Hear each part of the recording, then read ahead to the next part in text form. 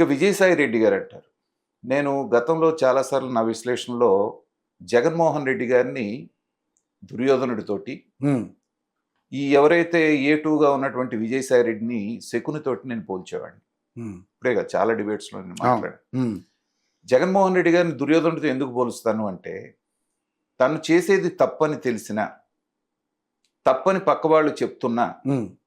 తను పట్టిన కుందేలికి మూడే కాళ్ళు, నాదే ఫైనల్ వర్డ్ అవ్వాలి, నాదే ఫైనల్ మాట కావాలి, హ్మ్. మాట తప్పను మడమ తిప్పను అనేటువంటి ఒక స్లోగన్ని, పనికిమాలిన స్లోగన్ని, మనిషి అనేవాడు మడమ తిప్పాలి అవసరమైనప్పుడు.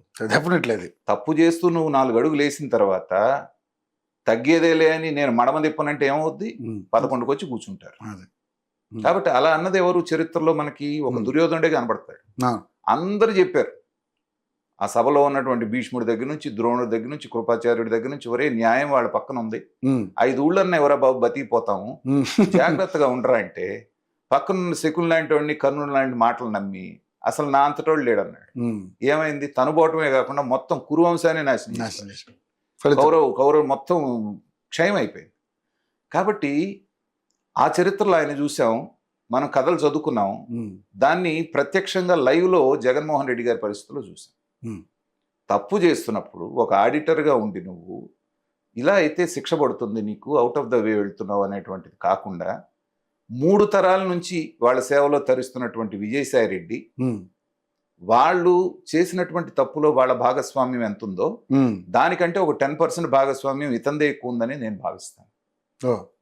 వాళ్ళు చేసే ప్రతి తప్పుడు పనికి బాటలేసింది ఇతను, హ్మ్.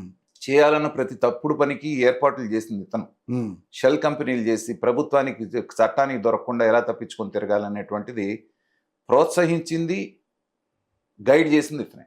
హ్మ్. మరి 100 ఎలుకలను తిన్న పిల్లి తీర్థయాత్రలకు వెళ్ళిందంటే ఎవరన్నా నమ్ముతారా? హ్మ్. విజయసాయి రెడ్డి గారి పరిస్థితి అలాగే ఉంది.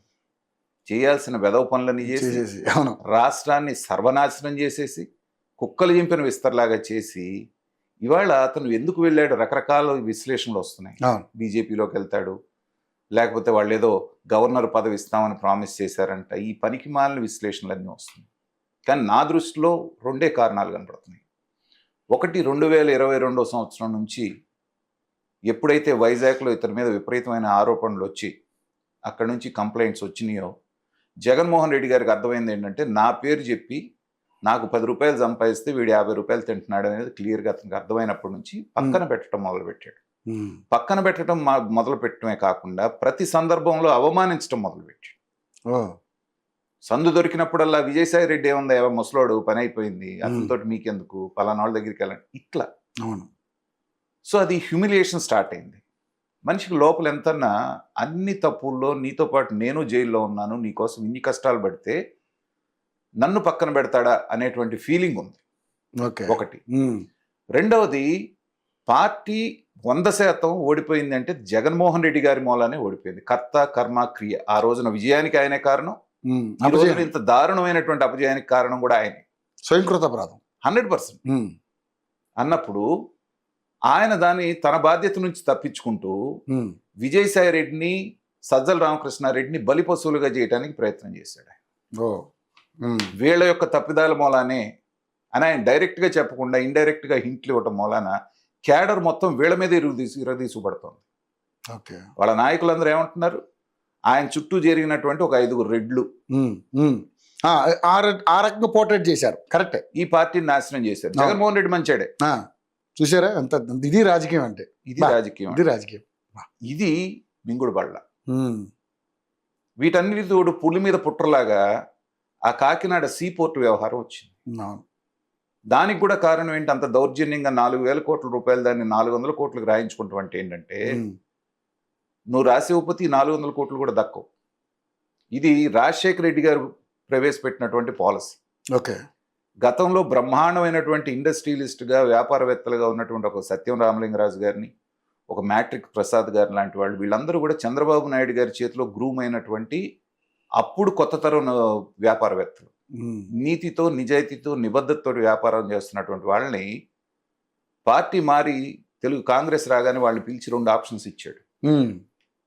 నేను చెప్పినట్టుగా చేస్తే మీరు ఇప్పుడు 100 కోట్లలో ఉన్నోళ్ళు 1000 కోట్లలోకి వెళ్తారు. ప్రభుత్వ అండదండలు మీకు పూర్తి స్థాయిలో ఉంటాయి, లేదంటే మీ వ్యాపార సామ్రాజ్యాలను మూసేసుకోవాలి. 2 ఆప్షన్స్ ఇచ్చాడు. బా. మరి ఒక 20 సంవత్సరాలు శ్రమ చేసి బ్రిక్ బై బ్రిక్ కట్టుకొని ఒక సామ్రాజ్యాన్ని నిర్మించుకున్న ఏ వ్యాపారవేత్త అయినా ఏ ఆప్షన్ ఎన్నుకుంటాడు చెప్పండి? అంతే కదా. ఆబ్వియస్గా అక్కడ వేల కోట్లలోకి వెళ్ళేటి మనిషి అన్న తర్వాత ఆశ ఆశ ఉంటుంది. ఉంటుంది డెఫినెట్లీ. సో ఆ ఆశకి కక్కుర్తిపడ్డందుకు ఇవాళ నేను చెప్పిన 2 పేర్లు ఎక్కడ ఉన్నాయండి?